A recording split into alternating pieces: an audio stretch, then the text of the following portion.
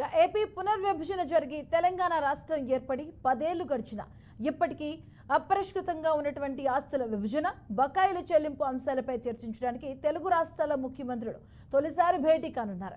హైదరాబాద్లోని ప్రజాభవన్లో కాసేపట్లో తెలంగాణ ముఖ్యమంత్రి రేవంత్ రెడ్డి, ఏపీ సీఎం చంద్రబాబు నాయుడు సమావేశం కాబోతున్నారు. ఇక ఇందుకు సంబంధించిన ఏర్పాట్లను రాష్ట్ర ప్రభుత్వం ఇప్పటికే పూర్తి చేసింది. ఇక ప్రధానంగా షెడ్యూల్ 9, షెడ్యూల్ 10లలో ఉన్నటువంటి సంస్థల విభజనపై చర్చించే అవకాశం ఉంది. షెడ్యూల్ 9లోని మొత్తం 91 సంస్థల ఆస్తులు, అప్పులు, అలాగే నగదు నిల్వల పంపిణీపై కేంద్ర హోంశాఖ షీలా భీడే కమిటీ వేసింది. ఇక వీటిలో 68 సంస్థలకు సంబంధించిన పంపిణీకి అభ్యంతరాలేవీ లేవు. అలాగే మిగతా 23 సంస్థల పంపిణీపై ఇరు రాష్ట్రాల మధ్య ఏకాభిప్రాయం కుదరలేదు.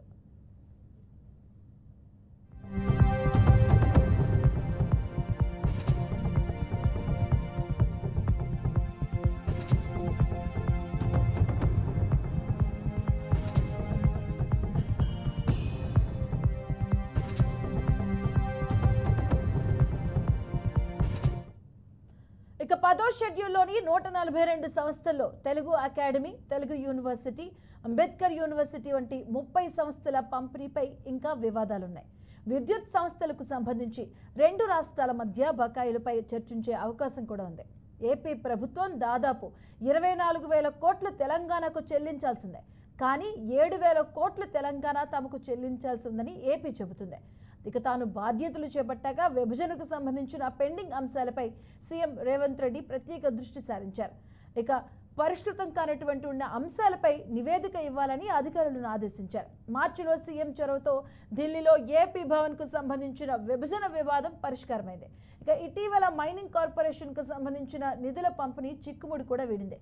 ఇప్పటి వరకు విభజన వివాదాలపై 2 రాష్ట్రాల అధికారుల మధ్య దాదాపుగా 30 సమావేశాలు జరిగాయి. తాజాగా ఏపీలో చంద్రబాబు నేతృత్వంలోని కొత్త ప్రభుత్వం ఏర్పడిన తర్వాత విభజన అంశాలపై చర్చిద్దామంటూ తెలంగాణ ముఖ్యమంత్రికి ఏపీ సీఎం లేఖ రాశారు. ఇక దీనిపై సానుకూలంగా స్పందించిన రేవంత్, జ్యోతిరావు పూలే ప్రజాభవన్లో నిర్వహించే చర్చల్లో పాల్గొనాల్సిందిగా చంద్రబాబుకు ఆహ్వానించారు. జలవనరుల పంపిణీ, ఉద్యోగాల విభజన అంశాలు కూడా సమావేశంలో చర్చకు వచ్చే అవకాశాలున్నాయి.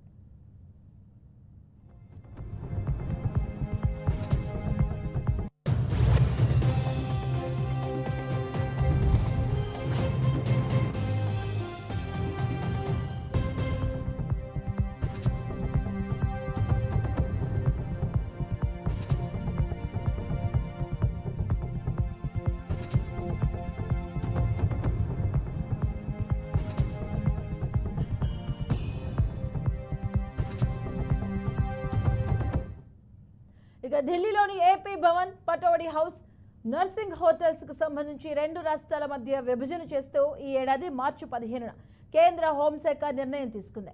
దీనికి ఇరు రాష్ట్రాలు అంగీకరించాయి. 10 ఏళ్లు ఉమ్మడి రాజధానిగా నిర్ణయించిన హైదరాబాద్లో సెక్రటరియట్, అసెంబ్లీతో సహా పలు భవనాలు 2 రాష్ట్రాలు వినియోగించుకునేలా విభజన జరిగింది. ఇక ఇందులో సచివాలయం, బీఆర్కేఆర్ భవన్, ఎర్రమంజిల్లోని నీటిపారుదల, రోడ్ల భవనాలు, గ్రామీణ నీటి సరఫరా విభాగం, ఇంజనీర్ ఆఫ్ చీఫ్ కార్యాలయాలు, అరణ్య భవన్, అసెంబ్లీ, కౌన్సిల్ భవనాలు ఏపీకి కేటాయించి ఖాళీగా ఉన్న మంత్రుల గృహాలను 2019లోనే ఆ ప్రభుత్వం తెలంగాణకు అప్పగించింది. ఇక ఏపీకి కేటాయించిన మిగిలిన భవనాల్లో 3 మినహా అన్ని అప్పగించడానికి సిద్ధంగా ఉన్నట్లు ఏపీ ప్రభుత్వ ప్రధాన కార్యదర్శి గతంలోనే తెలంగాణ సీఎస్కు లేఖ కూడా రాశారు. లేక్ వ్యూ అతిథి గృహం, హెరిటేజ్ కార్యాలయం, సిఐడి హెడ్ క్వార్టర్స్ మినహాయించి మిగిలినవి అప్పగించాలని ఆయా విభాగాల శాఖాధిపతులకు ఈ ఏడాది జనవరిలో ఆదేశాలు ఇచ్చారు.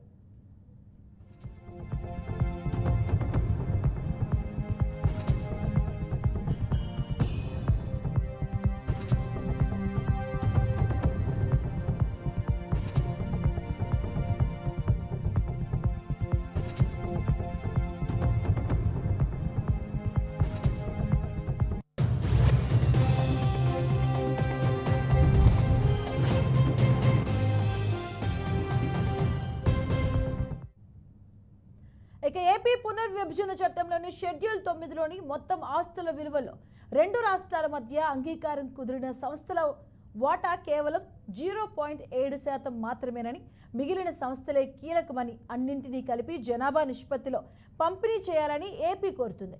ఇక దీనికి తెలంగాణ అంగీకరించడం లేదు.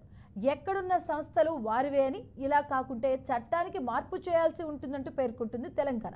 ఇక మొదటి అంగీకారం కుదిరిన సంస్థల పంపిణీలపై తేల్చి మిగిలిన వాటిపై మళ్లీ చర్చిస్తే సరిపోతుందని కేంద్ర హోంమంత్రిత్వ శాఖ సూచించినట్లుగా ఒక కబురు. అలాగే షెడ్యూల్ 10లో 142 సంస్థలు ఉండగా ఇందులో ఎక్కువ భాగం సెక్షన్కు సంబంధించినవి. ఇక వీటి విలువను 38 కోట్లుగా అంచనా వేసినట్టు తెలుస్తుంది.